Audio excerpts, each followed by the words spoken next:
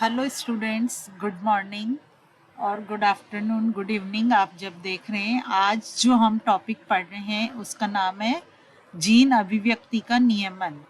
और जीन अभिव्यक्ति जो होती है वो किस तरह से होती है, एक यूकैरियोटिक कोशिका में क्या क्या स्टेप्स होते हैं जहाँ पर इसका नियमन हो सकता है। सबसे पहले एक जीन के द्वारा एक लक्षण की वंशागति होती है। तो यहाँ पर आप ये देखिए कि इसके लिए अभिव्यक्ति जो हो रही है वो अलग अलग लेवल पर होती है। ये किस रूप में रिप्रेजेंट करता है, पॉलीपेप्टाइड का निर्माण होगा। एक जीन एक प्रोटीन के निर्माण की क्रिया को कंट्रोल करता है जिससे एक लक्षण नियंत्रित होता है। तो ये अनुलेखन के स्तर पर कर सकता है, इसका जो स्प्लाइसिंग हो रही है आरएनए की उस स्तर पर हो सकता है, या दूत आरएनए जब केंद्रक से कोशिका द्रव्य में जा रहा है, या फिर स्थानांतरण लेवल पर। ये चारों चीजें हम पढ़ चुके हैं आगे।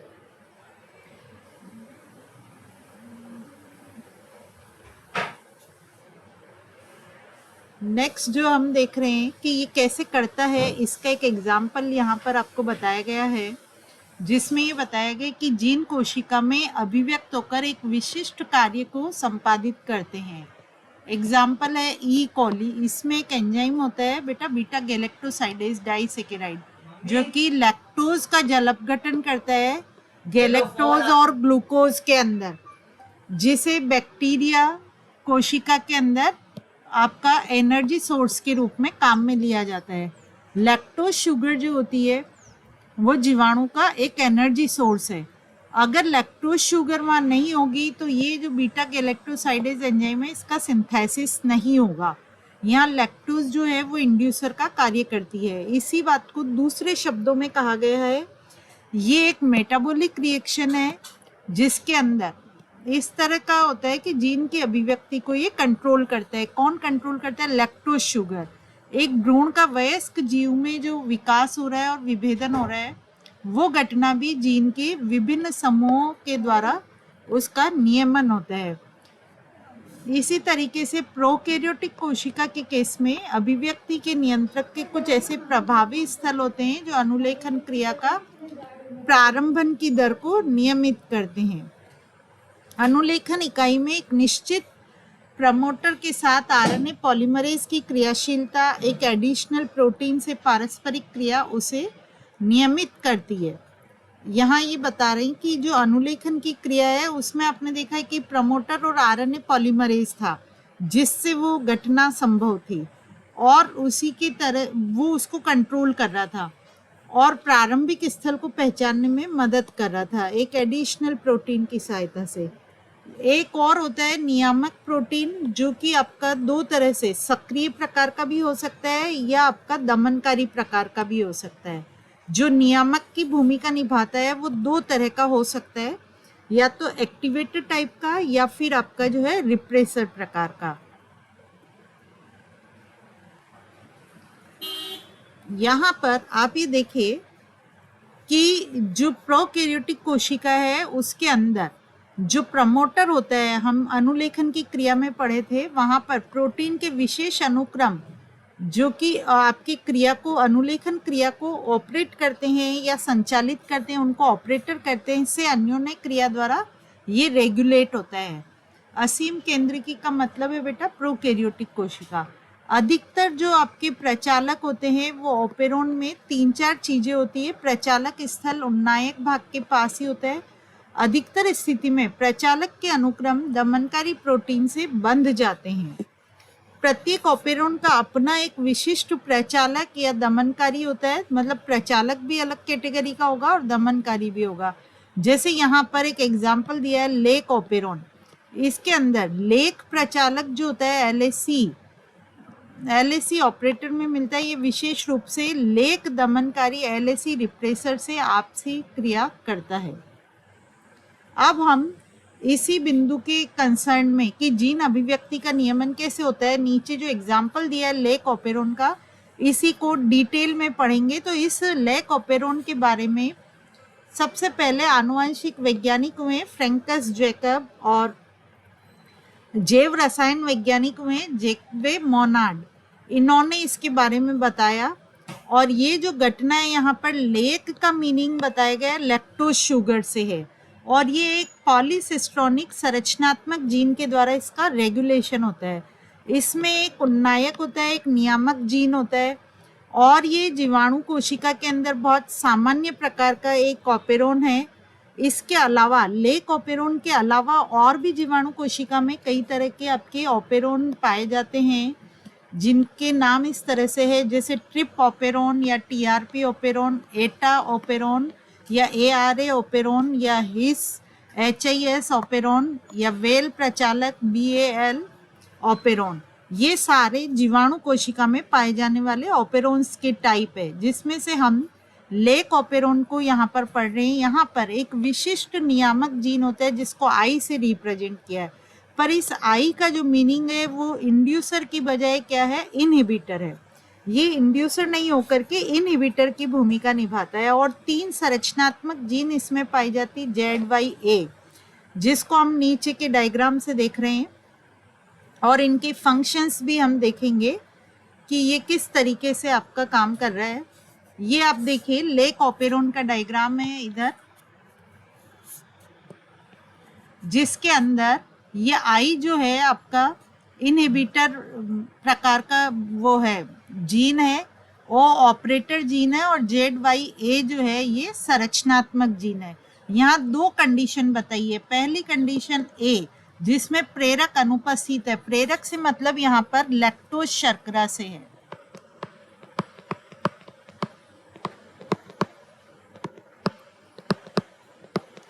अगर ये लैक्टोज शर्करा अनुपस्थित है तो क्या होगा कि ये जो आई जीन है उसके द्वारा एक दमनकारी mRNA बनेगा, जो कि एक दमनकारी प्रोटीन बनाएगा, वो ऑपरेटर से जाकर के जुड़ जाएगा। तो जो संरचनात्मक जीन्स है उनका अनुलेखन नहीं होगा आरएनए पॉलीमरेज के द्वारा, और अनुलेखन नहीं होगा तो आगे प्रोटीन संश्लेषण की घटना भी नहीं होगी। ये कब होगा, जब लैक्टोज शर्करा अनुपस्थित है। अब हम यहाँ की बी कंडीशन देखें, जो कि लैक्टोज की उपस्थिति में होगी। प्रेरक की उपस्थिति, प्रेरक से अर्थ है लैक्टोज शर्करा। उस स्थिति में क्या होगा, ये आई जो जीन है आपका नियामक जीन, इसके द्वारा दमनकारी mRNA तो सिंथेसाइज होगा, और उससे जो प्रोटीन बन रहा है प्रेरक अणु उससे जाकर के जुड़ जाएगा, बाइंड अप हो जाएगा, जिसके कारण ये जो आपका दमनकारी प्रोटीन है ये ऑपरेटर जीन से नहीं जुड़ पाएगा, और जिससे संरचनात्मक जीन्स का अनुलेखन भी होगा। पहले लेक mRNA बनेगा, देन जेड पार्ट से आपका बनता है बीटा गैलेक्टोसाइडेज, वाई का जो आपका ट्रांसलेशन होता है तो परमिएज एंजाइम बनता है, और ए भाग का जब आपका स्थानांतरण या रूपांतरण होता है तो ट्रांस एसिटाइलेज एंजाइम बनता है।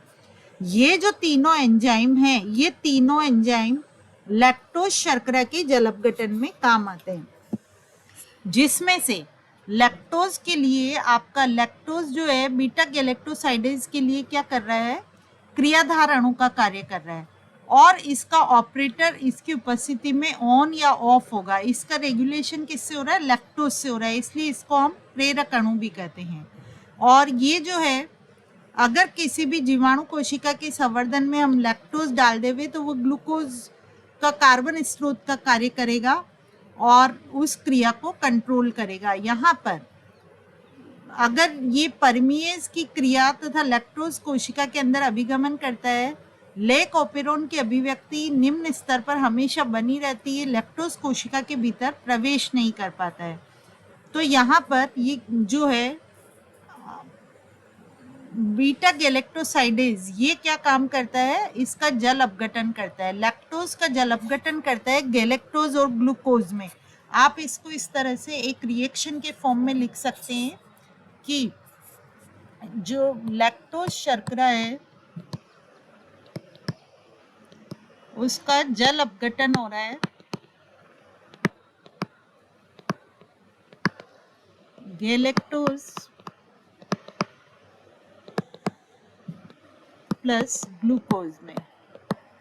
इसके लिए जो एंजाइम चाहिए उसका नाम है बीटा गैलेक्टोसाइडेज।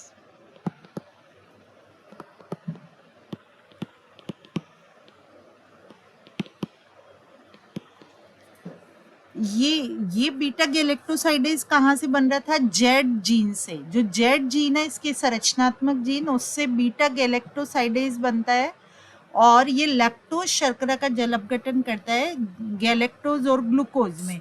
और इसकी परमिएबिलिटी कौन बढ़ाता है? इसकी पारगम्यता बढ़ाता है आपका जो ये परमिएज एंजाइम। ये परमिएज एंजाइम जो है, जो कि वाई पार्ट से आपका सिंथेसाइज हो रहा है ट्रांसलेशन की क्रिया द्वारा, ये इसकी पारगम्यता को बढ़ाता है बीटा गैलेक्टोसाइडेज की। और जो तीसरा है वो आपका ट्रांस एसिटेलेज, ये भी आपका लैक्टोज उपापचय के लिए आवश्यक है। इस तरह से ये तीनों संरचनात्मक जीन जो है वो आपका लैक्टोज के जल अपघटन से रिलेटेड कार्य करते हैं। ये लेक ओपेरोन का फंक्शन है। अब यहाँ पर इसका जो नियमन हो रहा है वो किसके द्वारा हो रहा है? तो यहाँ पर आपको ये बताया गया कि जो आई जीन होता है उसके द्वारा हमेशा एक दमनकारी प्रोटीन का निर्माण होगा, लेकिन अगर वहाँ पर प्रेरक उपस्थित है तो वो उससे जुड़ जाएगा और ये जो आपने पहली कंडीशन देखी है तो दमनकारी प्रेरक को निष्क्रिय कर देगा और फलस्वरूप आरएनए पॉलीमरेज जो है वो प्रमोटर से जुड़ करके, ये ऑपरेटर या प्रमोटर जो है उससे जुड़कर अनुलेखन शुरू करेगा और तब उसके जेड वाई और ए पार्ट से विभिन्न तरह के एंजाइम्स का सिंथेसिस होगा। तो यहाँ पर जो लैक ओपेरोन है उसका जब लैक्टोज शर्करा का अपघटन होता है ग्लूकोज और गैलेक्टोज में, ये प्रेरक का कार्य नहीं करती है। तो ये कब तक चालू रहेगा, ये कब तक अभिव्यक्त कर पाएगा? जब तक लैक्टोज शर्करा, अगर पूरा जल अपघटन हो गया है तो पहली वाली स्थिति आ जाएगी, मतलब आपका दमनकारी जाकर ऑपरेटर से जुड़ जाएगा। तो ये जो घटना है ये कहलाता है लेक ओपेरोन का निगेटिव आपका रेगुलेशन। इसी तरह का एक पॉजिटिव भी होता है, लेकिन वो अभी आपके कोर्स में नहीं है 12th क्लास में। Okay, thank you.